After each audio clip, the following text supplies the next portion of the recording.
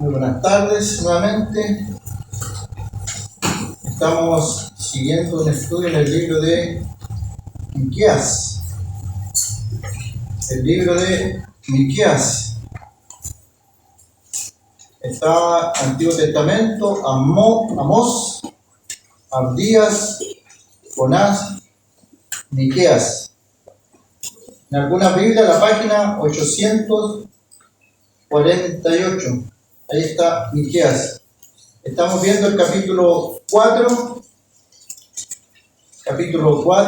de Miqueas.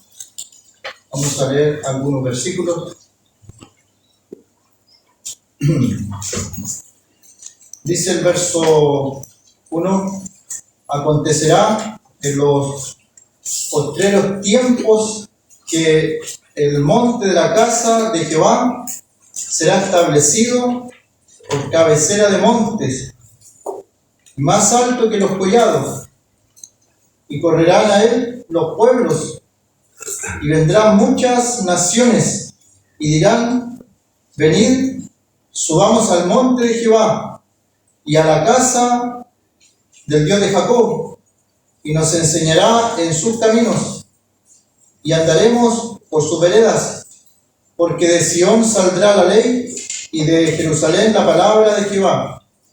Y él jugará entre muchos pueblos, y corregirá a naciones poderosas hasta muy lejos, y martillarán sus espadas para asadones y sus lanzas para hoces. No alzará espada nación contra nación, ni se ensayarán más para la guerra. Y se sentará cada uno debajo de su vid y debajo de su higuera, y no habrá quien los amedrente, porque la boca de Jehová de los ejércitos lo ha hablado. Aunque todos los pueblos anden cada uno en el nombre de su Dios, nosotros con todo andaremos en el nombre de Jehová, nuestro Dios, eternamente y para siempre. En aquel día, dice Jehová, juntaré la que cojea, y recogeré la descarriada, y a la que afligí, y pondré a la coja como remanente, y a la descarriada como nación robusta. Y Jehová reinará sobre ellos en el monte de Sión, desde ahora y para siempre. Y tú, oh torre del rebaño, fortaleza de la hija de Sión, hasta ti vendrá el señorío primero, el reino de la hija de Jerusalén. Ahora, ¿por qué gritas tanto? ¿No hay rey en ti? ¿Pereció tu consejero, que te ha tomado dolor como mujer de parto? Duélete y gime, hija de Sión, como mujer que está de parto, porque ahora saldrás de la ciudad y morarás en el campo, y llegarás hasta Babilonia. Allí serás librada, allí te redimirá Jehová de la mano de tus enemigos. Pero ahora se han juntado muchas naciones contra ti, y dicen: sea profanada, y vean nuestros ojos su deseo en Sión.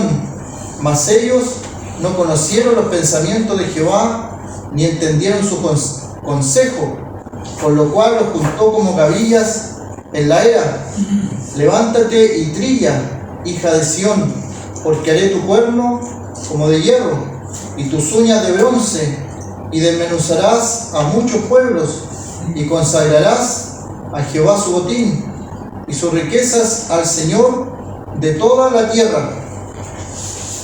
Hasta ahí la lectura de este capítulo 4. La última vez estuvimos considerando lo que aparece ahí en el título, el reinado universal del Señor. Y como aparece en algunas Biblias, dice reinado universal de Jehová. Nosotros sabemos a qué se está refiriendo este reinado universal, en nada más y nada menos que al milenio. 1000 años de gobierno del Señor Jesucristo aquí en la tierra. Y era una palabra de consuelo para el pueblo de Israel, viendo todo lo que estaba aconteciendo en su nación y la profecía hacia Samaria, Jerusalén y todas las calamidades que están profetizadas porque la nación se había apartado y porque la sociedad estaba corrompida y porque los príncipes estaban corrompidos, porque los jueces estaban corrompidos, todo era corrupción, estaba podrida la sociedad. Pero esto, como mirada hacia el futuro, les hace dar una esperanza respecto a lo que va a acontecer en el futuro. No se ha cumplido, obviamente falta todavía para cumplirse. ¿Qué debiera pasar primeramente? El Señor Jesucristo viene por su iglesia. Luego de esos 7 años de gran tribulación, 3 años y medio, principio de dolores, los 3 años y medio, segundo, gran tribulación propiamente tal. Calamidades que nunca jamás se han visto sobre la tierra.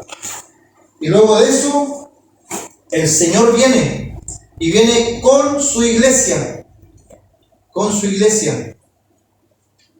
a establecer un gobierno de 1000 años en la tierra. Y creemos, en lo personal creo, y digo así porque hay hermanos que no creen esto,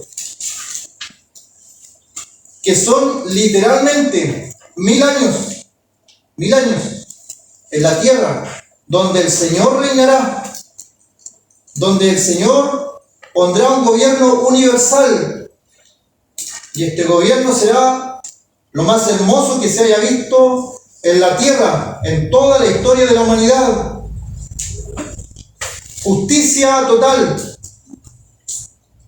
Todos los ministerios que conocemos hoy día, que los políticos planifican su ministerio de economía, de hacienda, de educación, todos esos ministerios van a estar concentrados en el poder, en el Señor, y Él va a dirigir todo a un 100%. No se ha visto nunca jamás en la historia de la humanidad un gobierno tan perfecto como el gobierno del Señor.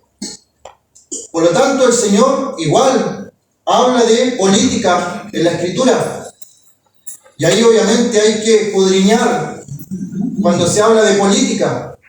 ¿Qué es lo que piensa el Señor? ¿Qué es lo que piensa Dios referente a cada uno de los temas que en el día de hoy se comenta como política? Eso es un tema político.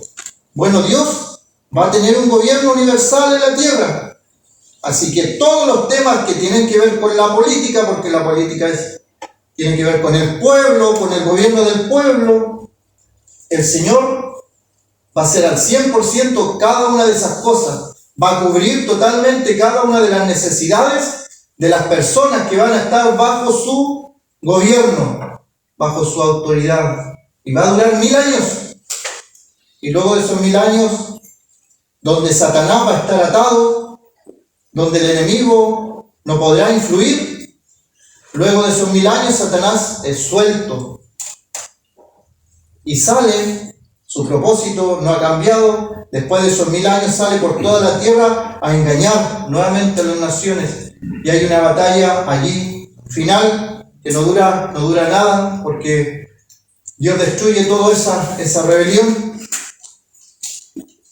Pero son literalmente, como decía, creo que son literalmente 1000 años de gobierno del Señor aquí en la tierra. Y Él jugará entre muchos pueblos, corregirá a naciones poderosas hasta muy lejos. Vendrán de todas las naciones, de los extremos de la tierra, irán a Jerusalén. Habrán enviados especiales y el Señor corregirá a las naciones. Martillarán sus espadas para asadones. Este texto está a las afueras de las Naciones Unidas, pero no se cumple y no se cumplirá hasta que el Señor venga. Martillarán sus espadas para asadones y sus lanzas para hoces. No alzará espada nación contra nación, ni se ensayarán más para la guerra. Ese versículo está puesto fuera de lo que es las Naciones Unidas. Y ellos tratan por acuerdos humanos, por firmas en papeles que después deshacen, desconocen y vuelven nuevamente a las guerras. Y luego dice, versículo 4, y se sentará cada uno debajo de su vid y debajo de su higuera, y no habrá quien los amedrente, porque la boca de Jehová de los ejércitos lo ha hablado. Y esto tiene que ver con la tranquilidad, la prosperidad, la pacificación de toda la tierra. Es una esperanza, y para el pueblo que estaba recibiendo la palabra de Miqueas, obviamente era una esperanza. ¿Qué es lo que estaban viviendo en el tiempo de Miqueas, en el mundo de Miqueas? Parecido a lo que vivimos en el día de hoy. Todo está corrompido y la violencia crece de forma exponencial, avanza. Hay corrupción en lo político, en lo social, en los asuntos económicos. La justicia no está haciendo su trabajo, nada de las instituciones hacen el trabajo. El mundo de Miqueas se parece mucho a lo que estamos viviendo hoy día, por todos lados. Cosa de ver alguna noticia, se deja en libertad a sicarios muy peligrosos, y como si nadie se diera cuenta de nada. Como si todas las cosas pasaran y no es mi responsabilidad, es siempre responsabilidad del otro. Como la naturaleza humana, desde el principio, cuando se responsabiliza a Adán de lo que había hecho, la desobediencia, y Adán, naturaleza humana, responsabiliza a Eva. Eva responsabiliza a la serpiente. Nadie quiere asumir, nadie quiere enfrentar, pero en el tiempo futuro, en forma personal, dice cada uno se sentará debajo de su vid y debajo de su higuera, y no habrá quien los amedrente. El pueblo de Israel vivió una época de prosperidad. La mayor época de prosperidad, vamos a leer allí un pasaje en Reyes.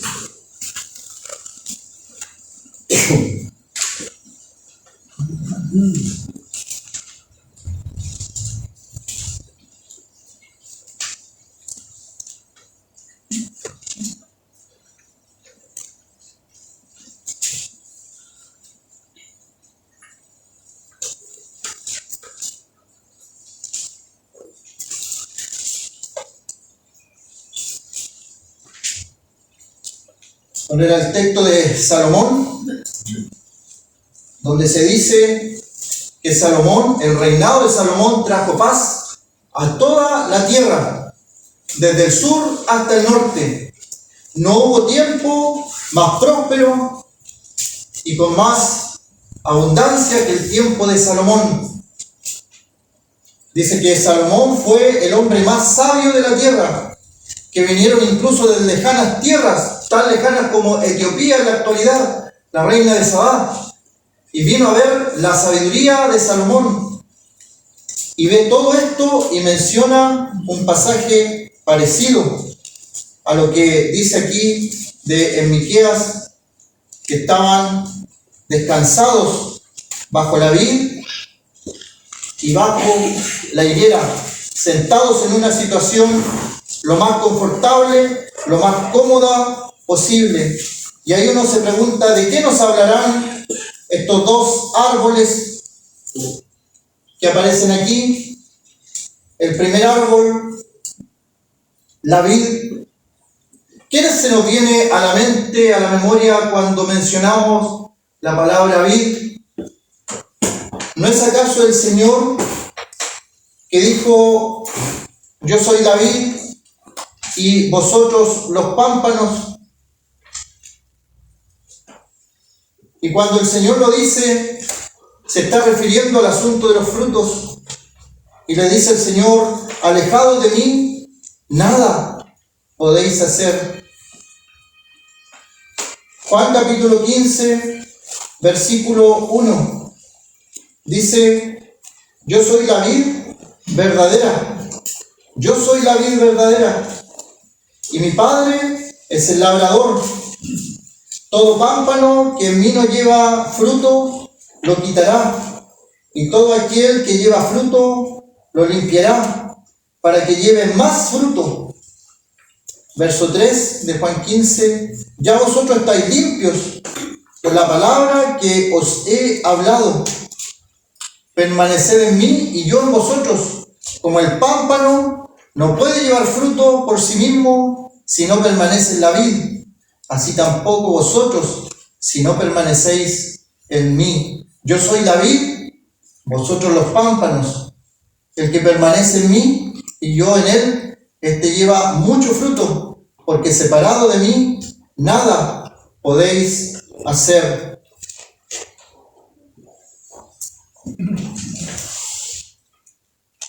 En Primera de Reyes,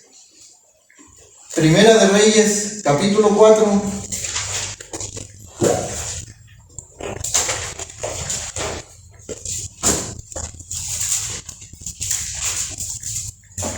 Primera de Reyes, capítulo 4, versículo 24.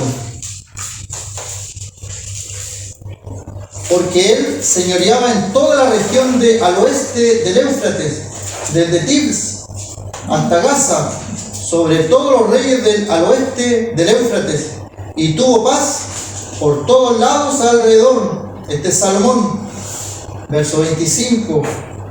Y Judá e Israel vivían seguros, cada uno debajo de su parra y debajo de su higuera, desde Dan hasta Berseba, todos los días de Salomón. La época de Salomón fue la época más próspera que conoció Israel. Era el referente máximo que tenían los israelitas. Por lo tanto, cuando se recordaban, o el profeta Miqueas les anunciaba que cada uno iba a estar debajo de su vid, debajo de su higuera, ellos podían asociarlo al gobierno más próspero que ellos tuvieron, que era el de Salomón, que trajo paz. Pero recordemos a qué costo trajo la paz. Hizo alianza con todos los pueblos de alrededor, se casó con cada una de las princesas, y esas princesas llevaron los ídolos a Israel, a Jerusalén, y establecieron lugares altos. Pero el reinado, terrenalmente hablando, fue próspero, el de Salomón. Así que ese era el recuerdo que tenían los israelitas, y estaba escrito lo que había pasado allí, y por eso les da una esperanza a Miqueas de que en el futuro, en el gobierno milenial, en el gobierno universal, va a ser de esa forma. Y el mismo Señor después en el Nuevo Testamento dice: más que Salomón en este lugar, refiriéndose a su persona, el Señor. Así que ese gobierno universal, un pequeño ejemplo podríamos tener allí en el reinado de Salomón. Estuvo David, luego de Saúl. Saúl gobernó 40 años, David 40 años, Salomón 40 años. Y esa época fue una época de paz. Y por la desobediencia de Salomón, Dios dividió el reino. Pero dijo que no lo iba a hacer en sus días. Lo hizo en los días de su hijo. Y se dividió. Quedó Jeroboam y Roboam. Y se pelearon y dividieron el reino de Israel en dos. En Israel y en Judá. ¿Qué más nos habla esta vid? Se sentará cada uno debajo de su vid.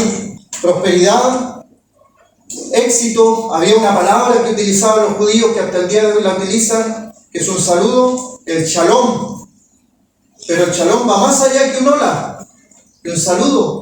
Es: quiero que te vaya bien, que tengas éxito, prosperidad, que tengas buena salud. Es todo eso condensado en una sola palabra. Como decía en Primera de Reyes 4, paz por todos lados. Y también los israelitas consiguieron seguridad bajo una parra, bajo la higuera. Eso hablaba de que ellos podían estar tranquilos. La higuera era un lugar de meditación. Podían los israelitas tener una higuera en su casa, en su patio, y podían ir a meditar, a estudiar lo que era la Torá, concentrarse en ello, orar al Señor. Todo eso se hacía debajo de una higuera. Y la parra, obviamente la vid, nos habla del fruto de la tierra. Habían unos que prosperaban más y tenían viñedos, tenían viñas. Por ejemplo, Nabot, vemos cómo tenía muchas viñas. Y eso produjo envidia en un rey malvado. Y la reina Jezabel orquestó toda una historia para que Nabot fuera muerto y ellos quedarse con aquellos viñedos, con aquella viña. Así que la vid nos habla de estos frutos, del descanso, de estar debajo de un parrón. Siempre que nosotros estamos debajo de un parrón o debajo de un árbol es un descanso. Las personas buscan descansar debajo de un árbol. Y esa era la prosperidad que iba a traer el Señor en el tiempo futuro. Esa era la esperanza que le estaba trayendo al pueblo. No va a haber más guerras, va a haber paz por todos lados, como en el tiempo de Salomón. Y en lo espiritual lo podemos también nosotros aplicar a nuestra vida. ¿De qué nos habla la vid? La vida en nuestra vida. Podemos hacernos una imagen de cada uno de nosotros. Estar nosotros en reposo, en descanso o sentados, y esa imagen debajo de dos árboles. Uno es el parrón en la vid y el otro en la higuera. Y cada uno de esos dos árboles nos hablan de algo. La vid la hemos visto en Juan 15, que nos habla de fruto. De fruto. Y hemos cantado al comienzo: he de ir sin ningún fruto, he de ver a Cristo así. Y debiéramos cada uno de nosotros reflexionar en nuestra vida en lo que le estamos dando al Señor, el fruto que le estamos dando al Señor. En otras ocasiones hemos estudiado lo de los frutos. Cada uno de nosotros, cada creyente, como dice aquí, cada uno debajo de su vid y cada uno debajo de su higuera. Cada uno. Es un asunto personal. Es un asunto personal. ¿Cómo estamos, hermanos? Cada uno de nosotros sabe dónde nos aprieta el zapato, como decimos. Pero debemos dar fruto. Hay una historia en el Nuevo Testamento de una higuera que no dio fruto. 3 años el Señor venía a ver y no daba fruto. Y le dio 1 año más. Tuvo paciencia, tuvo misericordia. La dejó 1 año más porque le iban a cortar, la iban a sacar de sus raíces, porque no estaba dando fruto esa higuera. Pero el Señor dice: déjala un tiempo más, yo la abonaré. Es que el Señor nos pone todo a nuestro alrededor para que demos fruto. Juan 15, como la figura de la vid, el Señor es la vid, nosotros somos las ramas, y nuestra única función es llevar ese fruto. Y a veces no cumplimos esa función. En Zacarías, más adelante en Zacarías 3, Zacarías capítulo 3, verso 10, dice: en aquel día, dice Jehová de los ejércitos, cada uno de vosotros convidará a su compañero debajo de su vid y debajo de su higuera. Debajo de su vid y debajo de su higuera. Y ahí estos dos árboles nos hablan de compañía, de comunión. He sido prosperado, entonces convido al compañero. Y habla de comunión. Y es un mandato en el Nuevo Testamento también que nos habla de la comunión. Y en el Antiguo Testamento, un salmo que dice: habitad juntos los hermanos en armonía, porque allí envía Jehová bendición y vida eterna. Debajo de todos los árboles, invitar al compañero. Si bien las personas que tenían un poco más de prosperidad en Israel, la mayoría tenía estos árboles. Los libros que estudian de las culturas judías hablaban del compartir en la vid, el compartir en la vid. Y la higuera era un árbol donde debajo de ese árbol se hacía meditación. Entonces, si había otra persona acompañando allí, era una comunión en la meditación, en la oración, en conversar de la Torá, de lo que es el Antiguo Testamento. Y podemos pensar nosotros que lo más lógico, dos personas israelitas debajo de una higuera, ¿conversando de qué? Conversando de su Dios, conversando de la Torá, adorando a Jehová Dios. El Nuevo Testamento dice: las malas conversaciones corrompen las buenas costumbres. Las malas conversaciones corrompen las buenas costumbres. En un salmo, el Salmo 80, esta vid se representa o se figura como Israel. En el Salmo 80, versos 8 y 9, se habla de Israel como una vid.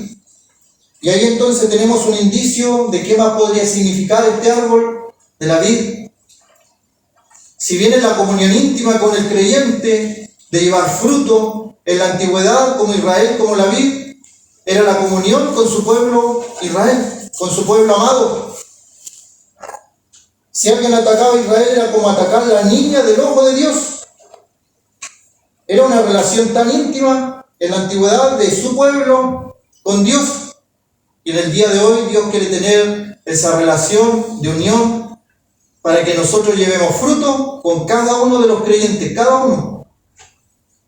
Y a veces esa relación es muy débil. Es tan débil que se rompe a veces y que no estamos dando fruto. ¿Y por qué no se está dando fruto? ¿Acaso será problema de la vid? La vid nunca tiene problemas porque la vid es el Señor. Pero el problema a veces somos nosotros. En el Nuevo Testamento, en Juan 15, se ve la figura de lo que se necesita para que crezca esta vid. Se necesita en primer lugar de un labrador. Y este labrador también tiene que podar, sacar las ramas secas. Yo anoté algunos cuidados que tenía que tener este labrador. Estar atento a las condiciones de la planta, observarla, mirarla por todos lados. Entonces llegaba un momento donde encontraba abundancia de hojas. Había muchas hojas.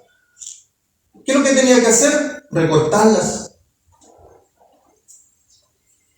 Y a veces nuestra vid está muy llena de hojas. ¿Qué significan estas hojas? Son cosas que parecen mucho, pero se comienza a revisar cada una de las hojas y no hay fruto. En apariencia se ve mucho. Cuando el Señor fue a buscar fruto a una higuera y no lo halló, también mostraba que había muchas hojas, pero al final no había nada. No había fruto. ¿Qué es lo que tiene que hacer el hombre, el podador? Sacar, recortar el exceso de hojas. Luego la va mirando por otro lado y ve que hay unas ramas bien secas que ya no están dando fruto también. ¿Qué tiene que hacer con eso? Cortar eso. Y todo lo que tiene que ver con la vid y con las ramitas, con el sarmiento, es figura de nosotros y nuestra relación con el Señor para dar fruto. Si nosotros nos esforzamos con nuestra propia fuerza para dar fruto, nos vamos a desgastar y lo más probable es que no demos fruto. Pero cuando el Señor interviene y nosotros nos apegamos al Señor y estamos en comunión con el Señor, el fruto nace por sí solo, sin apurarlo, sin presionar, florece solo. La función de la ramita es estar apegada a la vid, nada más.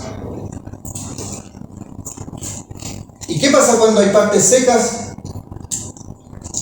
Decía la información que se transforma en un lugar muy habitable para insectos, para enfermedades y para pudrición, esas ramas secas. Y obviamente está muy claro el ejemplo. Y cada uno de nosotros, hermanos, tiene alguna rama seca. Son cosas que estamos haciendo que no sirven para nada. Son cosas que estamos haciendo que absolutamente no sirven para nada en el reino de Dios. Yo sé cuáles son mis ramas secas. ¿Qué es lo que tiene que hacer el Señor? ¿Cortarlas? ¿Sacarlas? Son un impedimento para que dé fruto. Tal vez va a doler. Pero la pregunta es, ¿queremos llevar fruto para el Señor? ¿Queremos llevar fruto? ¿O ya nos acostumbramos a no dar ningún fruto? Decimos, sí somos creyentes, soy cristiano, pero ¿dónde están los frutos? ¿No te duele alguna parte de tu cuerpo, de tu espíritu, tu alma, mirar que no está llevando fruto? Y nos ponemos debajo de la higuera y meditamos y reflexionamos nuestra vida y pensamos, no estoy llevando fruto, estoy llevando menos fruto que antes.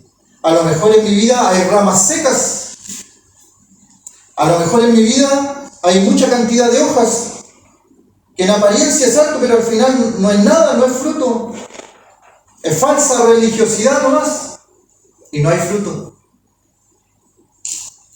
Y Gálatas 5 nos habla del fruto del Espíritu. Ahí hay algo demostrable, tangible, algo que se puede comprobar, que cada uno de nosotros puede comprobar si ha mejorado en el fruto de su vida espiritual. Porque ahí hay 9 cosas en el fruto del Espíritu. Y cada una de esas cosas no son naturales en nosotros. El amor, paz, bondad, benignidad, fe, mansedumbre, templanza, nada de eso es natural en el hombre. Es un fruto del Espíritu, es el fruto del Espíritu. Que si nosotros estamos apegados a la vid, eso va a florecer naturalmente.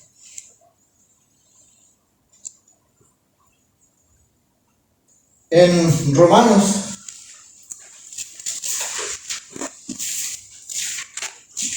capítulo 7,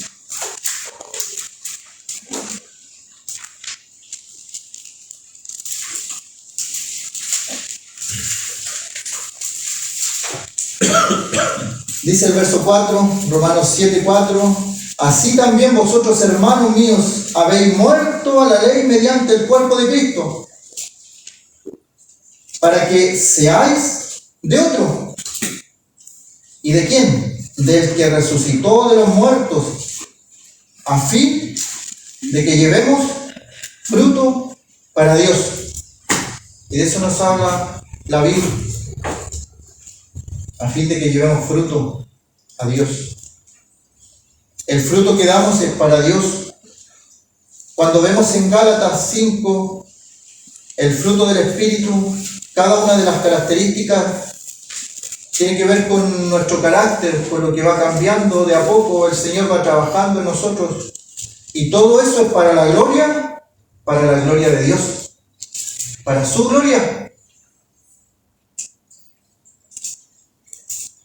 Mateo 7, otro pasaje que nos habla del fruto bien conocido, que tiene que ver también con los falsos maestros. Mateo 7:20. Así que por sus frutos los conoceréis. No todo el que me dice Señor, Señor entrará en el reino de los cielos, sino el que hace la voluntad de mi Padre que está en los cielos. Muchos me dirán en aquel día: Señor, Señor, ¿no profetizamos en tu nombre, y en tu nombre echamos fuera demonios, y en tu nombre hicimos muchos milagros? Entonces les declararé: nunca os conocí, apartado de mí, hacedores de maldad. Qué terrible sería llegar a este momento en nuestra vida, pensar toda la vida que fuimos creyentes, cristianos, y de repente sucede esto y el Señor nos diga: apartado de mí, nunca os conocí, hacedores de maldad. Señor, en tu nombre hicimos esto, aquello. Esas son las hojas, muchas hojas en la vid.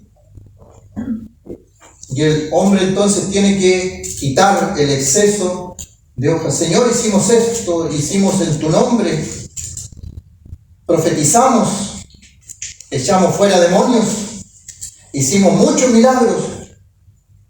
Y el Señor dice: nunca os conocí. Proverbios 11:30 dice: el fruto del justo es árbol de vida.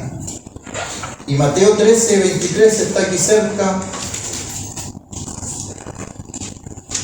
Mateo 13:23.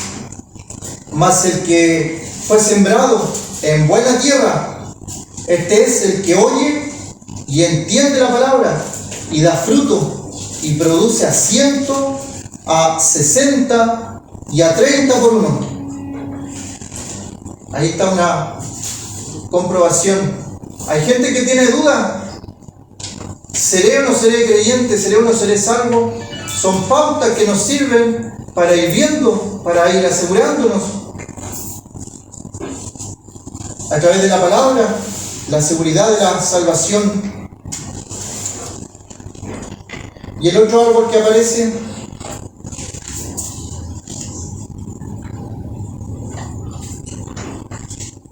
Miqueas, dice: se sentará cada uno debajo de su vid y debajo de su higuera. Y uno de los textos que comprueba esto, que los historiadores dicen, está en Juan capítulo 1, cuando aparece Natanael.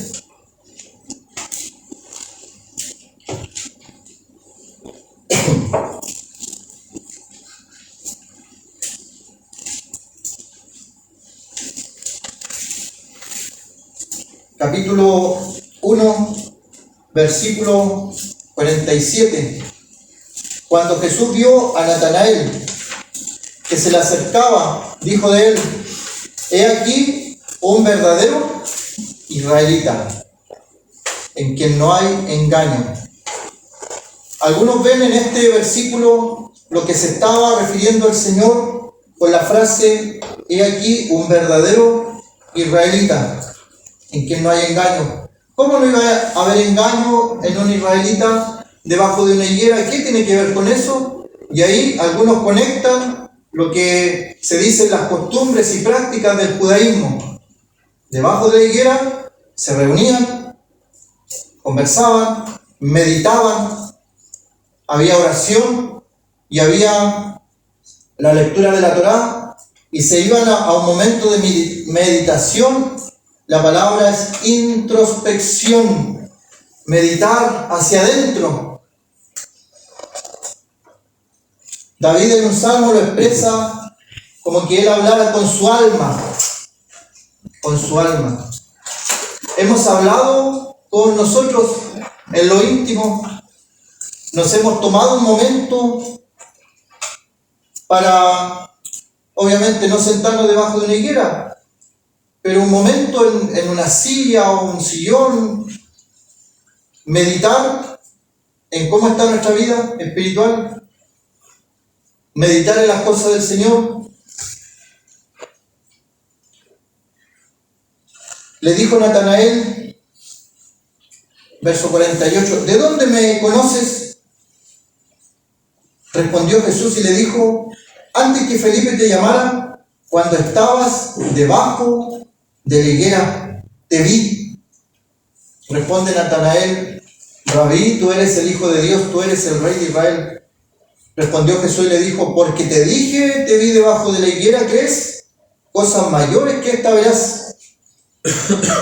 Le dijo: de cierto os digo, de aquí adelante veréis el cielo abierto y a los ángeles de Dios que suben y descienden sobre el Hijo del Hombre.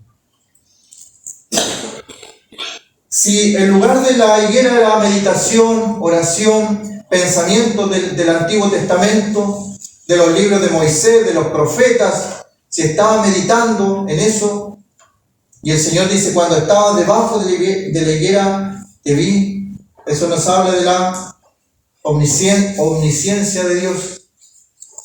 Y Él nos ve en lo secreto, Él nos ve en esos momentos de meditación. Tal vez estudias tu Biblia, lees tu Biblia y tú piensas: bueno, estoy solo, nadie me ve, me he puesto aquí en un lugar, he apartado un lugar para el estudio de la palabra y estoy solo, nadie me está viendo lo que estoy haciendo. Nadie sabe cuánto estudio, todo lo que indago, todo lo que investigo, nadie lo ve. Bueno, el Señor lo está viendo, el Señor está observando en lo íntimo, en lo más íntimo. Y ahí el Señor puede tener también esa comunión íntima. Cuando se hablaba de la oración, también el Señor invitaba a que se buscara un lugar, como un aposento. Estando ahí en el aposento, cerrar las puertas. Y el Padre que ve en lo secreto recompensará en público. Pero llamar la atención a esa palabra, en lo secreto, en lo íntimo, en lo que Dios solamente ve, en la intimidad del corazón. ¿Cómo está nuestra vida íntima con el Señor? En lo secreto con el Señor. Un profeta, Jeremías, dice: ¿quién estuvo en el secreto de Jehová y vio y oyó su voz? En el secreto de Jehová, en la intimidad con el Señor. Así que la higuera nos enseña de esto. También hay otros pasajes en Oseas que se habla como Israel, como la figura de la higuera. Y también hay una referencia a la higuera como señal del fin de los tiempos. En Mateo 24, la restauración de esa higuera, Israel como figura de la higuera, esa restauración es una señal del fin de los tiempos, no del arrebatamiento, porque el arrebatamiento no tiene ninguna señal, no lo precede ninguna señal a ese episodio del arrebatamiento.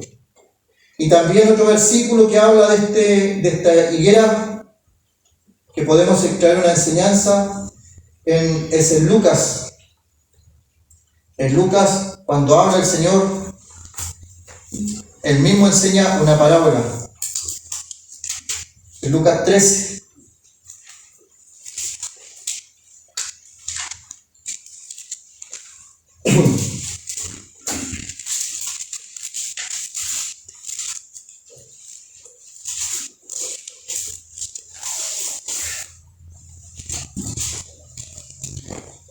Hasta es otro pasaje. Mateo 21, 18. Mateo 21, 18.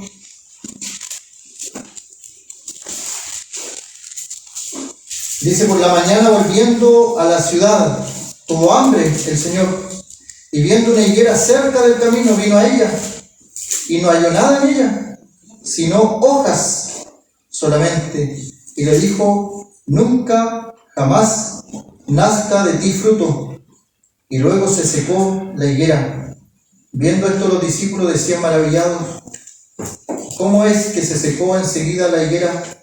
Respondiendo Jesús le dijo: de cierto os digo que si tuviereis fe y no dudareis, no solo haréis esto de la higuera, sino que si a este monte dijeres: quítate y échate en el mar, será hecho. Y todo lo que pidiereis en oración, creyendo lo recibiréis. Aquí tenemos como el Señor maldice a una higuera. ¿Qué es lo que fue a buscar Él?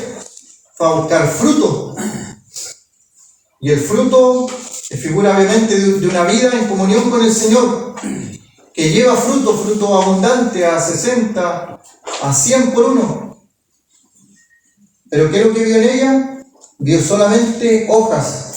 Y esas hojas solamente hablan de la religiosidad, de la mucha apariencia, como en la vid que había que estar cortando esas hojas que estaban de más abundancia de hojas, impedía lo que era el fruto.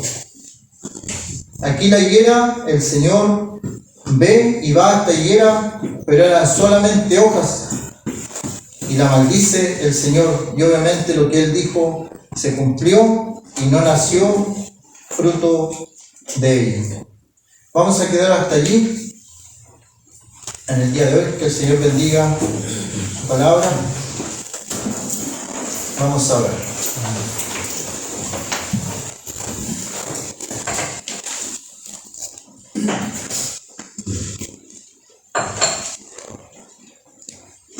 Nuestro Dios y Padre Celestial, te damos las gracias en esta tarde por la persona del Señor Jesucristo. Te queremos pedir, Padre Celestial, para que seas tú quien nos ayude en nuestra vida espiritual, diaria, que podamos llevar cada día más fruto, que nos ayudes cada día también a tener más comunión con nuestro Señor, a través de la lectura de la palabra, de la oración, de la comunión, en lo secreto, en lo íntimo. Sabemos, Padre, que son cosas que requieren un esfuerzo de nuestra parte. Te pedimos tu ayuda para cada uno de nosotros también en la iglesia, aquí en Lota. Queremos pedirte, Padre Celestial, todas estas cosas y hacerlo siempre agradecidos en el nombre del Señor Jesucristo. Amén. Amén.